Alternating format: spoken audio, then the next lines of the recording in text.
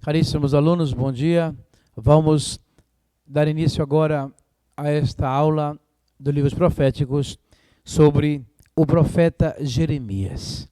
Como já vos indiquei nas aulas passadas, estamos seguindo a nossa programação e vamos ver somente estes 3 profetas de maneira mais aprofundada. Os demais mandarei textos para estudar, que são os profetas Isaías, Jeremias e depois Daniel.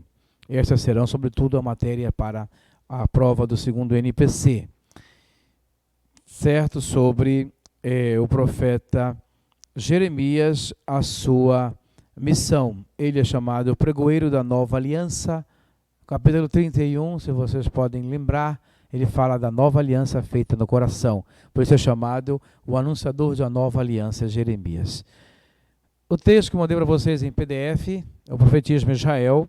Vocês podem também estudar, muito bem escrito aqui, desde a página 286, tá? O profeta Jeremias, ele até a página 296. Neste livro podem aprofundar a figura do profeta Isaías. E nesta introdução ao Antigo Testamento da Loyola, temos a página 398, o profeta Jeremias. Tá? Ele tem os esquemas, a divisão literária, o surgimento do livro a nível literário, as pesquisas feitas no texto, como eu disse, as ênfases teológicas, que não é possível fazermos todo em uma aula gravada. Por isso que a leitura é fundamental, para você conhecer a sua mensagem e as ênfases teológicas de todo o capítulo, de todo o livro do profeta. Tá? Aqui nós temos suas ênfases teológicas, a relevância para os dias de hoje do profeta, até a página 420, da página 398 a 420. Em seguida, também nós temos essa introdução ao Antigo Testamento, de forma mais breve e simples, também do mesmo autor, José Luis Sicre. Tá? As introduções das Bíblias são muito importantes porque nos dão, em síntese, o contexto histórico, político, social, religioso, depois as ênfases literárias, teológicas da obra como tal e a mensagem e relevância para os dias de hoje. Esse livro do profeta Jeremias, ele é rico em notícias biográficas do próprio profeta. Quando você lê o profeta Isaías, ele fala muito em primeira pessoa, fala muito de si, tá? É um personagem que parece ser muito próximo do Cristo sofredor e vive na própria pele a perseguição e até a morte, não é? Tanto que Jesus quantas vezes falava que nenhum profeta morre fora de Jerusalém, e aquele que quiser segui-lo vai ser perseguido, como perseguiram os profetas. Né? Os profetas, por falar em nome de Javé, sofreram na própria pele esta perseguição, este sofrimento, até físico, quando não de calúnia, sofrimento moral, de abandono, de solidão, de traição, coisas que Jesus viveu. Não é? Isso tudo já foi precedido por ele, né? E continua em nós hoje. Quem quiser me seguir, prepare-se para ser perseguido, para sofrer na própria pele por causa de mim. Portanto, o profeta Jeremias, ele tem essa característica de apresentar notícias biográficas sobre a sua pessoa. Ele se apresenta no livro com diversas intervenções que revelam um estado de ânimo muito pessoal, como já falamos. Muito diferente de outros profetas que escondem um pouco a sua pessoa atrás da sua mensagem. Jeremias se mostra de maneira muito mais clara, transparente, explícita, para nós sabermos um pouco da sua pessoa e a relação com a profecia. O início da obra de Jeremias coloca a vida do profeta entre limites históricos bem precisos, do ano 30º do reino de Josias, 627 a.C., até o 11º ano do reinado de Sedecias, ou seja, até o ano da destruição de Jerusalém, 587. Portanto, 627 a 587. Nós pegamos os versículos 1 e 3 do capítulo 1 diz o seguinte: palavras de Jeremias, filho de Eusias, um dos sacerdotes que viviam em Anatote, na terra de Benjamim. A palavra do Senhor foi dirigida no tempo de Josias, filho de Amon, rei de Judá, no 13º ano de seu reinado. Portanto, já põe um limite histórico preciso. Foi-lhe ainda dirigido no tempo de Joaquim, filho de Josias, rei de Judá, até o fim do 11º ano do reinado de Sedecias, filho de Josias, rei de Judá, até a deportação dos habitantes de Jerusalém no 5º mês. Quem colocou este cabeçalho histórico, não sabemos. O certo é que quem escreveu esta introdução quis contextualizar e enquadrar Jeremias dentro do seu tempo histórico e a sua profecia na história. Isso está logo na introdução. Os versículos 4 seguintes é a vocação do profeta Isaías. Tá? Nos capítulos 40 a 44, nós temos outros fatos ocorridos nesta data aí. Tá? O profeta foi conduzido ao Egito contra a sua vontade, quase que arrastado, acorrentado para o Egito. É nesse período histórico também. São acontecimentos dramáticos, complexos, nos quais encontramos fé, religião, política, eles se misturam na vida do profeta Isaías. No contexto da destruição de Jerusalém, Jeremias exorta seu povo a se render ao Império Babilônico, evitando um ato de rebeldia como o que lhes custaria a própria destruição da vida e da cidade.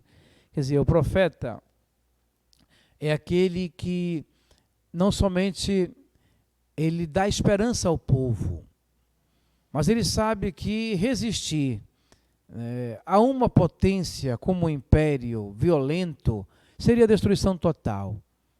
Então ele ajuda o povo a compreender que uma reação violenta a um estado violento será destruição e uma cadeia de violência sem fim. Já muitas vezes nós mesmo na administração do governo e na pastoral ou na evangelização temos que ajudar as pessoas a compreender que muitas vezes a reação violenta a um ato violento de calúnia político, militar, ele é contraprodutivo. Jeremias era um profeta que deu esses conselhos ao povo, justamente às portas da deportação para a Babilônia. O povo fez alianças com o Egito. Isaías, ele não exorta a uma relação pacífica com a Babilônia, tá? Por ser filho babilônico, mas ele vê que é uma posição estratégica, política, tá? Para poder salvar o seu povo.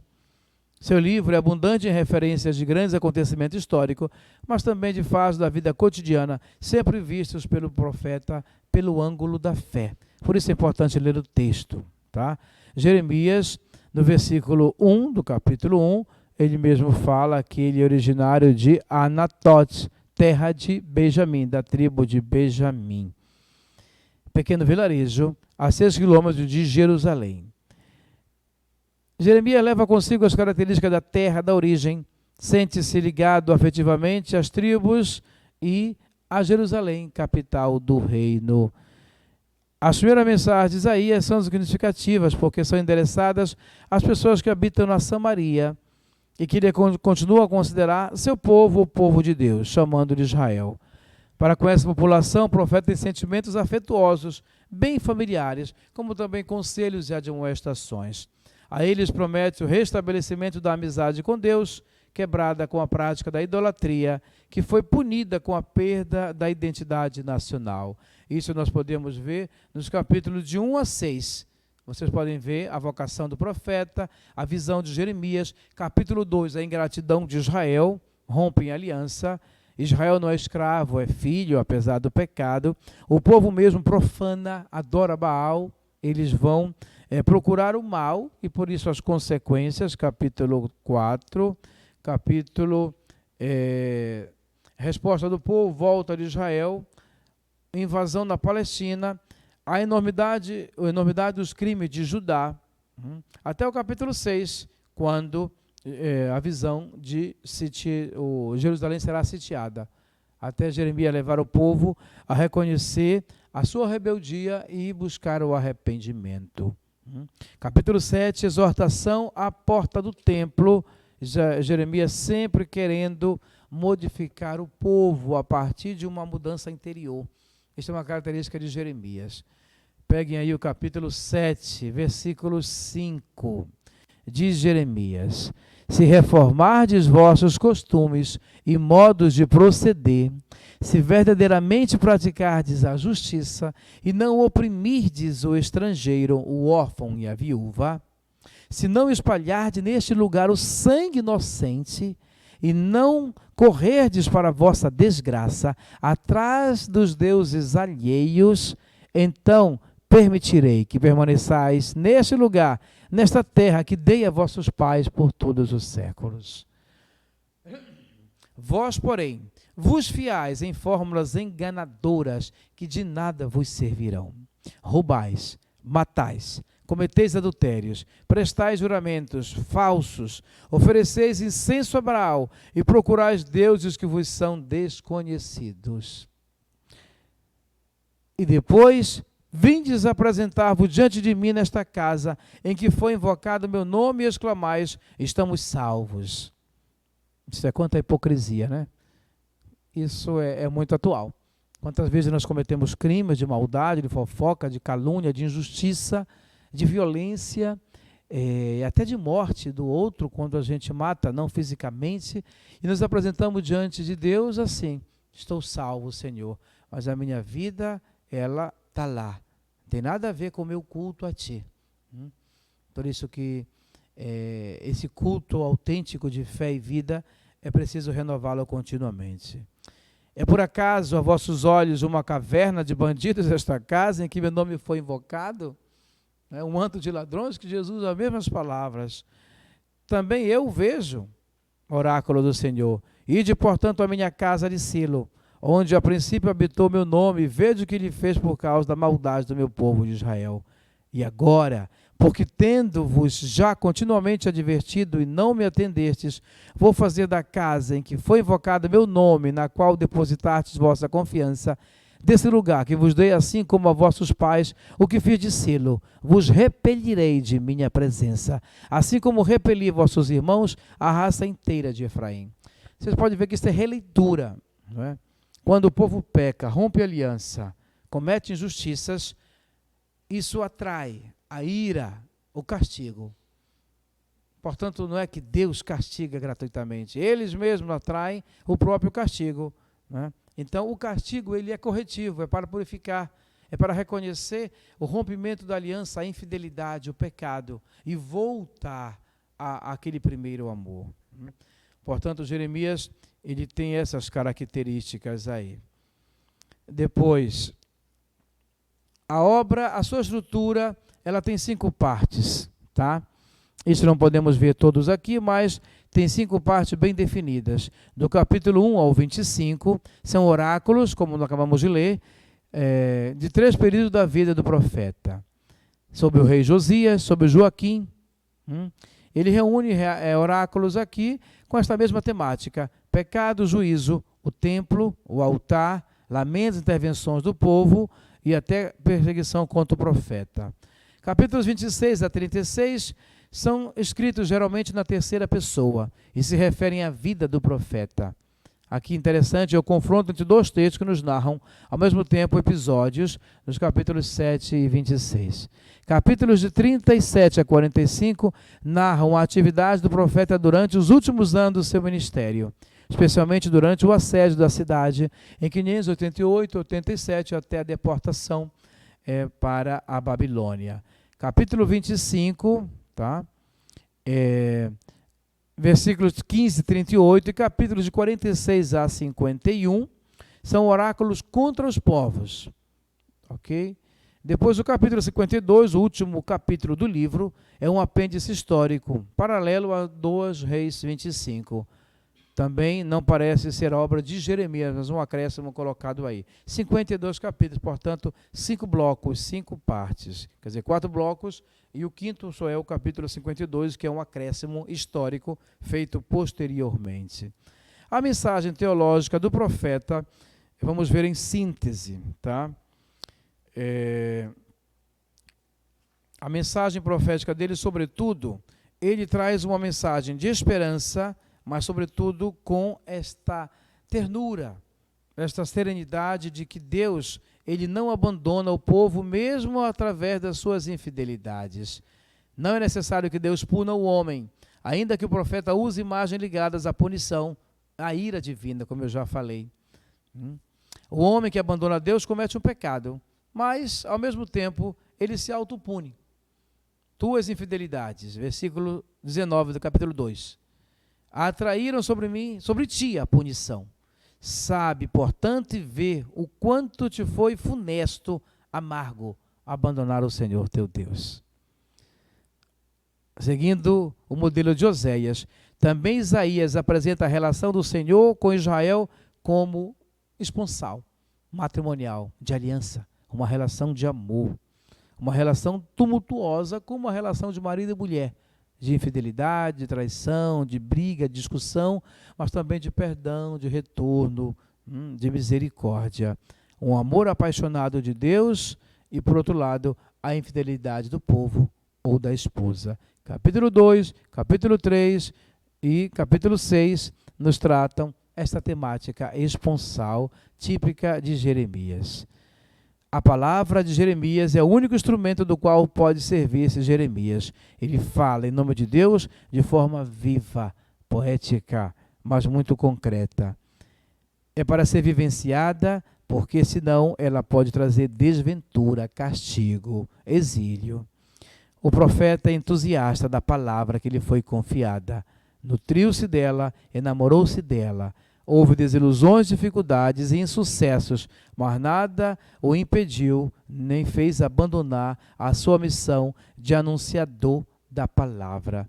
Ele mesmo fala, é um fogo que me queima por dentro e que conduz a minha existência. Capítulo 20, versículo 9, diz o seguinte, versículo 7, seduziste-me, Senhor, e eu me deixei seduzir. Dominaste-me e ouvistes o triunfo. Sou objeto de contínua irrisão e todos zombam de mim. Cada vez que falo é para proclamar. E a aproximação da violência e da devastação. Dia a dia a palavra do Senhor converte para mim em insultos e escárnios. E a mim mesmo eu disse, não mais o mencionarei, não falarei mais em seu nome. Mas em meu seio havia um fogo devorador que se me encerrara nos ossos. Esgotei-me em refreá-la e não consegui. Olha que palavras. Bem que ele tenta não anunciar, porque quando ele anuncia, ele escuta o que? Escárnios, queixa, reclamação, mas ele não consegue não fazer isso. Queima dentro dele este fogo, porque seduziste-me, Senhor, e eu me deixei seduzir. Dominaste-me e vencestes, palavras até de Santo Agostinho. Essa é uma característica teológica da sua mensagem. Depois foi chamado também o homem da palavra, o homem que é da ternura de Deus, a palavra vivente que paga com a própria vida o anúncio feito, a sua confiança em Deus, na grandeza de Deus. Tá? Ele começa a sua profecia e a sua vocação dizendo, Senhor, eu não sei falar. E depois termina dizendo, seduziste-me, Senhor, me deixei seduzir, eu já não posso mais do que anunciar a tua palavra, mesmo que isso me cause sofrimento e perseguição. Como os profetas anteriores ao desterro, a chamada à conversão vai unida ao anúncio do castigo, em caso de renitência do povo. Mas chegado o momento crucial, quando a catástrofe é iminente, Jeremias abre espaço para a esperança. Deus não terminou com seu povo, mudará sua sorte, mudará o seu destino, transformará interna e externamente Judá. Assim vemos que a sua mensagem se cumpre aquilo que foi dito no início, arrancar e destruir, edificar e plantar. Jeremias, que anunciou e viveu a tragédia maior da história de seu povo, o exílio à Babilônia. Não é só um profeta de ameaça e de castigo, é o profeta do consolo e da esperança. Essas são ênfases teológicas da sua mensagem e do seu texto literário. Vocês poderão aprofundar muito mais isso nos textos e naqueles que eu vou enviar, dos manuais e dos textos enviados, para poder aprofundar melhor a sua figura. Recomendo que leiam. Leiam com calma esses 52 capítulos, já que tem mais tempo, agora nas férias, o que não se pode fazer numa aula, nem no mês, mas dá para se ler diariamente, e isso tudo vai servir para o ministério de vocês, para a vida, sobretudo do anúncio da palavra e da vida pessoal, do relacionamento com Deus, que vai causar esse tipo de reação em vocês e no povo, aonde forem enviados. Muito obrigado e até a próxima aula.